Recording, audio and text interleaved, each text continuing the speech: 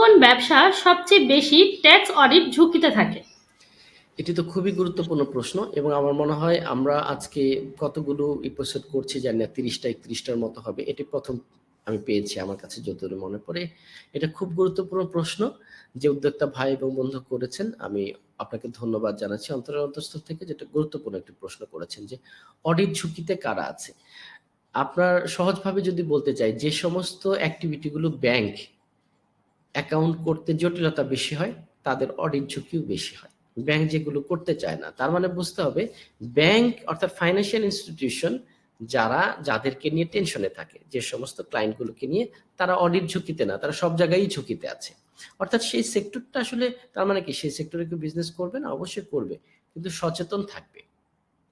এখন আগুন আমাদের অনেক ক্ষতি করতে পারে, তার মানে কি আগুন দিয়ে আমরা লাভবান হই না? সচেতনতার সাথে ডিল করতে হবে, এই হচ্ছে বিষয়। তো আমরা একটু জেনে নেই এক বাক্যে ছোট করে। সেটা হলো যারা খুব ক্যাশ রিলেটেড ডিল হয়, আপনি মানে ক্যাশ বিজনেস বেশি হয়। আপনি যদি আলাবির ভেজিটেবল মার্কেটে যান, ওখানে 100%ই ক্যাশ দিয়ে হয়। ওইখানে বড় কিছু কোম্পানি ছাড়া ছোট ছোট যারা আছে তারা প্রতিনিয়ত এই ধরনের মিউনিসিপ্যালিটি মার্কেট বলেন বা এই ধরনের ছোট ছোট মার্কেটগুলোতে 100% ক্যাশ বিজনেস হয়। তো হেভি ক্যাশ বিজনেস যেগুলো, সেগুলো আপনার ঝুঁকির মধ্যে থাকে অডিট রিস্কের। তার মানে এগুলো যে অন্যায় ইলিগাল তা কিন্তু না, ঝুঁকির মধ্যে দৃষ্টি মনিটরিংটা বেশি থাকে। রেস্টুরেন্ট, সুপারমার্কেট, এগুলোতে অনেক স্পিড ট্রানজেকশন হয়। ওই যে বললাম এএমএল যারা আছে তারা অনেক দেখা গেল যে, কারণ রেস্টুরেন্টে কে খেয়ে গিয়েছে এরকম ভাবে কেওয়াইসি মেনটেন করা হয় না।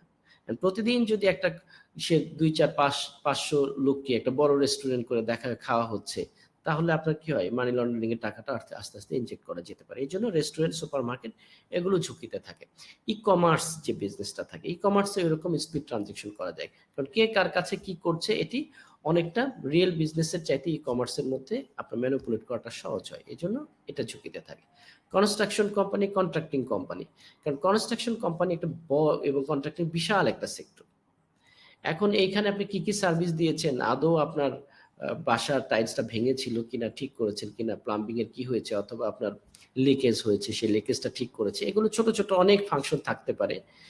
রিয়েল এস্টেট ব্রোকারেজ যারা আছে, রিয়েল এস্টেট ব্রোকারেজ বড় ধরনের একটা রিস্কি বা হাই কমপ্লায়েন্স একটা অ্যাক্টিভিটি, কারণ আমরা জানি যে এক্ষেত্রে কি হয়, আপনার ওই কমিশনটাকে করা হয়। আচ্ছা, তারপর যেটা হচ্ছে রিয়েল এস্টেট ব্রোকারেজটা হাই কমপ্লায়েন্স, এবং যারা কমার্শিয়াল ব্রোকারেজ এটাও হাই কমপ্লায়েন্সের। রিয়েল এস্টেট ব্রোকারেজের চাইতে হাই কমার্শিয়াল ব্রোকারেজটা, রিয়েল এস্টেটটা এটাও, বিকজ রিয়েল এস্টেটের মধ্যে ভলিউমটা অনেক হাই থাকে, এখানে অনেক ক্যাশ ট্রানজেকশন হতে পারে, দেশ বিদেশ থেকে রিয়েল এস্টেটে ইনভেস্ট করবে, এই জন্য এটাও একটা হাই কমপ্লায়েন্সের বিজনেস হয়। তারপর হয় ক্রিপ্টো রিলেটেড বিজনেস। এখন দেখা যাচ্ছে ক্রিপ্টো রিলেটেড যে বিজনেসগুলো আছে, ক্রিপ্টো রিলেটেড বিজনেসে আপনি নরমালি আপনার কাস্টমার কেওয়াইসি এইভাবে এখনো মেইনটেইন করার যে বিষয়টা এখনো আসেনি। এটা একটা হাই কমপ্লায়েন্স, হাই অডিটের। এছাড়া যেটা হচ্ছে যে হাই ভলিউম ট্রেডিং কোম্পানিগুলো, যে অনেক বেশি বিজনেস হয় যে সমস্ত ট্রেডিং কোম্পানিগুলোতে, এক্সপোর্ট ইম্পোর্ট কোম্পানিগুলো। আরেকটা লাস্ট যেটা বলবো সেটা হলো কনসালটেন্সি বিজনেস যারা দেয়। এখন মনে করেন শিলা রহমান, আমি আপনাকে একটা কনসালটেন্সি দিয়েছি, এখানে ৫,০০০ দিরহাম সার্ভিস চার্জ নিয়েছি। আবার আরেকজনকে সেই একই রকম সার্ভিস দিয়ে ৫০,০০০ দিরহাম সার্ভিস চার্জ করেছি। উনি এগ্রি আছেন। এখন ২ জনই আপনারা এগ্রি আছেন। একই সার্ভিস কারো কাছে ৫,০০০, একেক কাছে ৫০,০০০, এবং এগ্রি আছেন। তো এই ক্ষেত্রে এই সমস্ত বিজনেসগুলো মিস রিপোর্টিং এর রিস্ক থাকে। দ্যাটস হোয়াই এগুলোকে হেভি কমপ্লায়েন্স হিসেবে ধরা হয়, হাই কমপ্লায়েন্স হিসেবে ধরা হয়, এবং অডিটের আপনার রিস্ক বেশি থাকে। তো এই হচ্ছে, তাছাড়াও বিজনেসের মধ্যে যদি বারবার ভলেন্টারি ডিসক্লোজার সাবমিট করা হয়, এরপর যেটা হচ্ছে যে আপনার যদি ভ্যাট বারবার মিসম্যাচ হচ্ছে, আর আপনার সাপ্লায়াররা দেখা যাচ্ছে যে ডিরেজিস্ট্রেশন করে চলে যাচ্ছে, তো এই সমস্ত বিষয়গুলো যদি থাকে তাহলে বুঝে নিতে হবে যে আপনার অডিট রিস্কের মধ্যে আছেন। ধন্যবাদ।